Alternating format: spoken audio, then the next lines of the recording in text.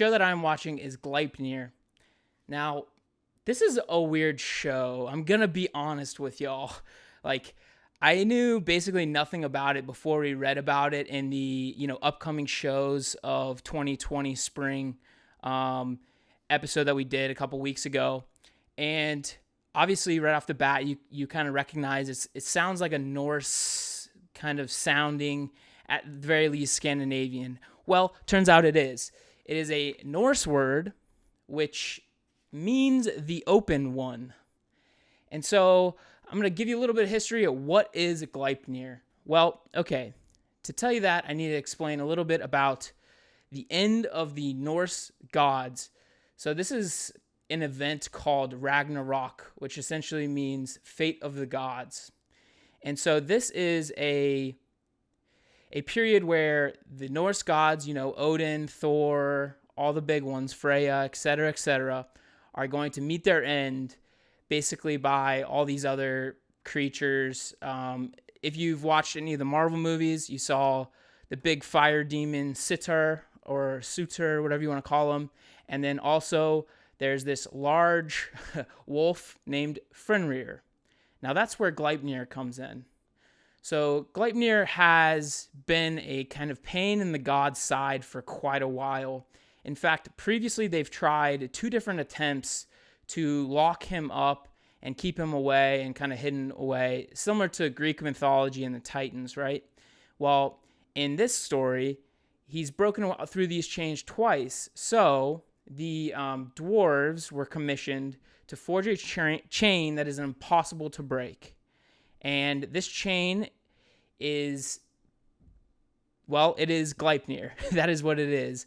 But what they did to make it is they fashioned it out of 6 supposedly impossible things: the sound of a cat's footfall, the beard of a woman, the roots of a mountain, the sinews of a bear, the breath of a fish, the spittle of a bird.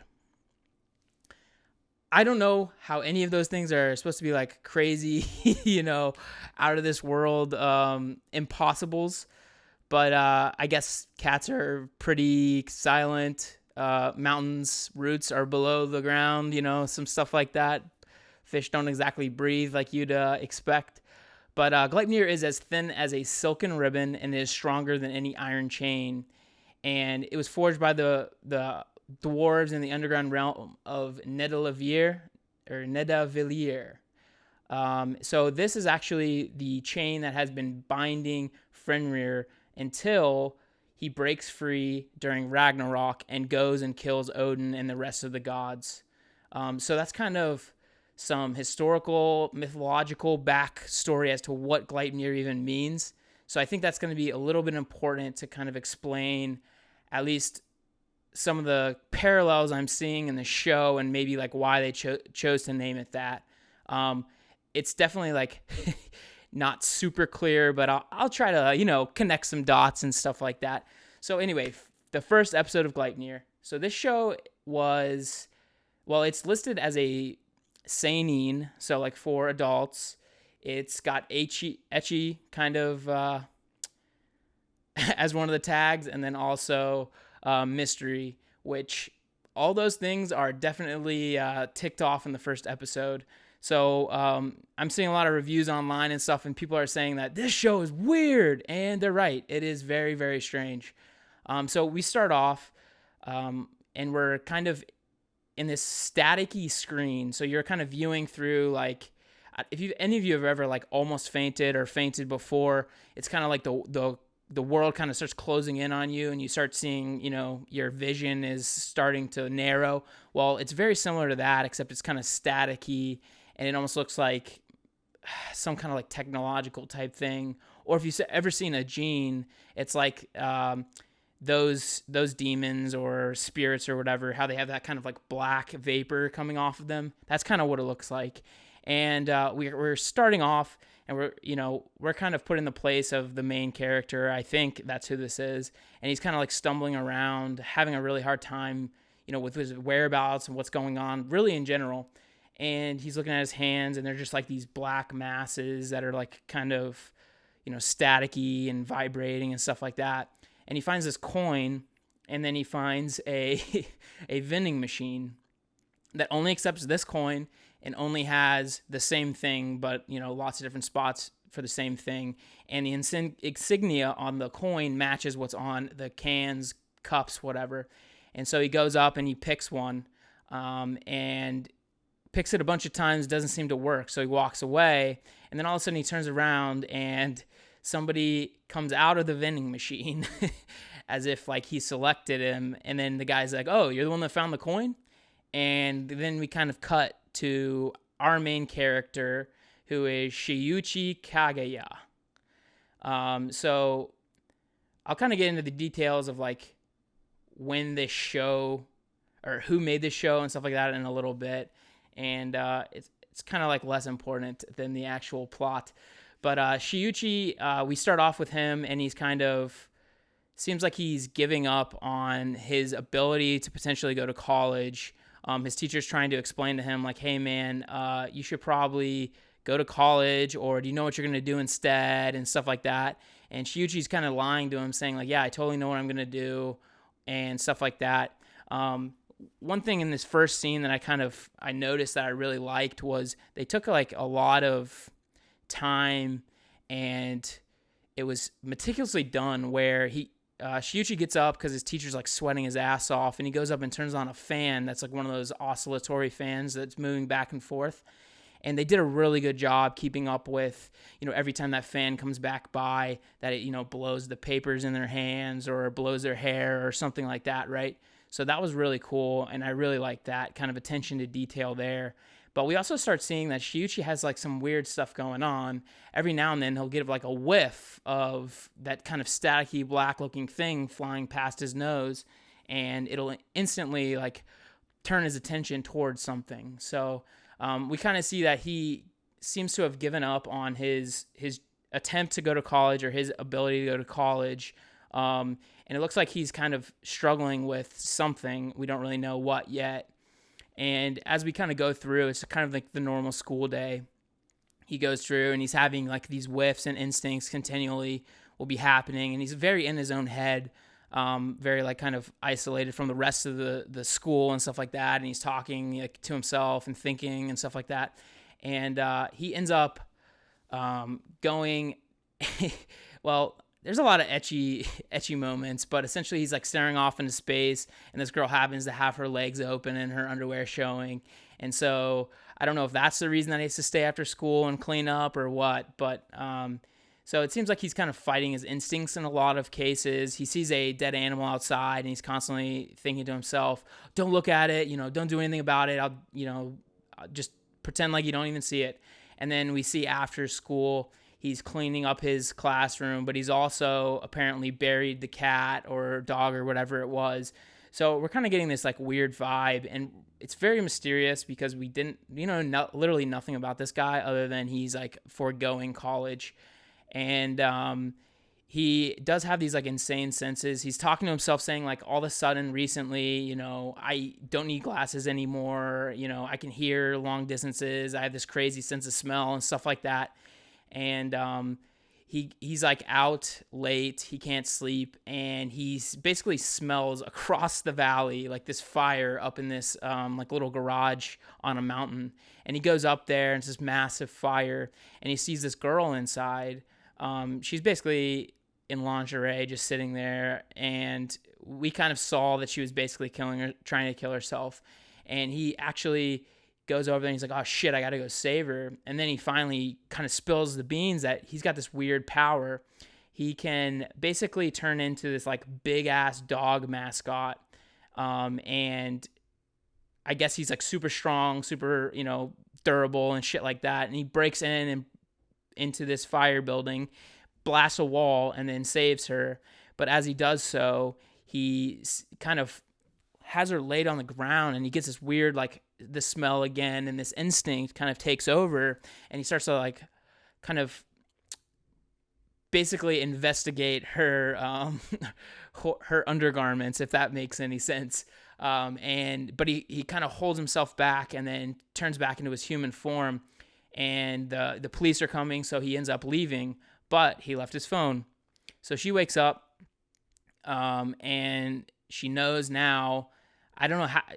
To be honest, she probably shouldn't know that he's the little mascot guy.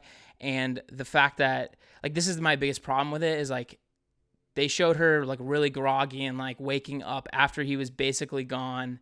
So I don't understand exactly how she knew this was the guy that, saved her. That makes sense. But then to know that he actually turned into this crazy dog mascot thing didn't make any sense to me.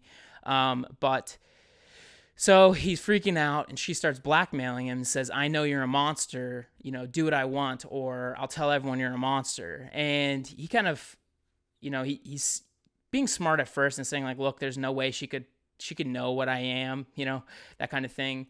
And so she's he's keeping her at an arm's length distance, but he does want his phone back, and he kind of wants to, like, close this loop, because this is kind of like a big issue for him, because he's not even really sure what happened to make him a monster, and he doesn't know this girl or what her deal is. So she asks she asked him to meet her on the roof, and she's kind of like hanging off the side, and she's like, okay, well, if you're not the monster, whatever, my bad, here, come get your phone. She puts the phone off on the edge, and then he comes out to get it, and she kicks him off the roof.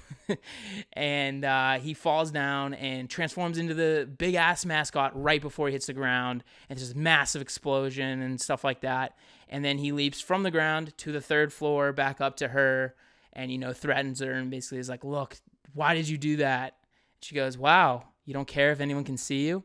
And we see one of their classmates from across the building saw him on the roof like that, but she kind of thinks to herself, like, was that just a daydream or what? And so they go ahead and talk, and this girl basically tells him, like, I know there's monsters like you out there, and she wants, like, the deets as to what the heck how he became a monster, what's going on. And she shows him a coin. Now this coin looks exactly like the one that we saw in the intro.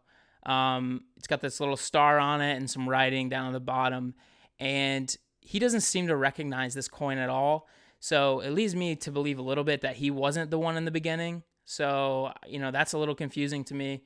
But so she basically makes him be her, little slave sort of, and, like, kind of walks around and makes him follow her and stuff like that. And she tells him her name is Claire Aoki. And so she's like this blonde girl. She's a freshman supposedly, but she looks like pretty well developed compared to him, who's his senior. But she takes him back to her apartment to basically interrogate him more and figure out what's going on. Obviously, she strips in front of him, because why not? And he's having this, this animal instinct continually, brushing over him, washing over him, which, is visually triggered for us as, like, that little black smoke puff that we see kind of go across his face. And he basically says, look, I'm a male, adult male, this happens. So essentially showing that he's gotten his engine revved up just a tad here as she's stripping in front of him. But she puts I guess you can call them clothes back on, a shirt and some underwear, and then starts interrogating him more. And we see on the outside on the balcony, there's this girl with, a face mask and a hoodie and all this stuff. And he's like, hey, do you know her? And she goes, no. And so this girl breaks in and starts attacking them. She, like, instantly knocks out Shuichi and then goes after Claire. And basically, she's basically saying, like, I know that you have the coin or something like that. You give me the coin. And Claire shows it to her and is like, oh, yeah? This is the coin that you're looking for. What does it mean? Or, what's it about? And so she's basically asking for more information. Clearly doesn't have the information about the coin either. And Shuichi transforms into his dog man and basically grabs this girl. And then we find out that she can also transform and has a similar power to Shuichi. And this is sort of the end of the episode, basically confirming that he's not the only one. But it does show us that there's this mystery going on and we don't know what's going on. So that's really the first episode. My thoughts on it were, it was definitely interesting. I think, the ecchi stuff's a bit much, but, I don't really give a shit either. So there's that. But the mystery is quite interesting. I'd like to know who that person in that first intro scene was, because it was weird as hell. like a vending machine only for this coin and stuff like that. That was odd.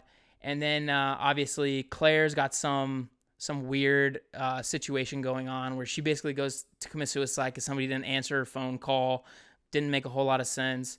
She's like looking for other monsters like Shuichi, which is also interesting. So she knows there's more than just him. He apparently doesn't know there is. So it's like kind of an interesting like situation. And supposedly that girl that broke in at the end called them gatherers. I assume that means there's a group of people out there that are gathering these coins to basically get powers from this machine. I'm really kind of struggling on putting some of the pieces together. I didn't read the manga or anything like that beforehand. This was a show that was animated by Pine Jam, which is a animation studio I've never really heard of. There's one show, I looked through their catalog that I did know, and it was actually an OVA called The Coolheadedness of Hozuki. I've heard of it. I haven't watched it. But so basically relatively unknown animation studio. And it was directed by Kazuhira Yoneda. Don't know who that is either. But it is streaming on Funimation. I did not watch it on Funimation. I watched it somewhere else. But yeah, I think this is pretty interesting. I think it clearly shows like there's definitely something going on around the world. And like the mystery aspect, I think, comes from, we're watching it through the eyes of the main character who clearly doesn't know what the hell is going on, right? And this like all started happening to him randomly. And we don't really get any information from that either. So I don't know. It was pretty interesting. I'm definitely looking forward to episode 2 of this and obviously beyond. But yeah, I just thought I'd give you guys a quick review, maybe some backstory on what Gleipnir even means or like what it might mean, something like that. But, I think maybe since he kind of, his like weird monster form is like this little dog, there's definitely like something going on there with like Gleipnir being related to the chain that binds Fenrir, which was a big dog, wolf. So they're playing off that a little bit. I think one interesting thing I didn't mention was both of these monsters, obviously Shuichi Kagaya and then whoever this girl was. They both have these like crosses in their eyes that kind of like light up and basically form when they go into their monster form. And we don't get really a whole lot of information about that, but I just found that interesting and pretty cool little like visual cue that these guys are special or different or something like that.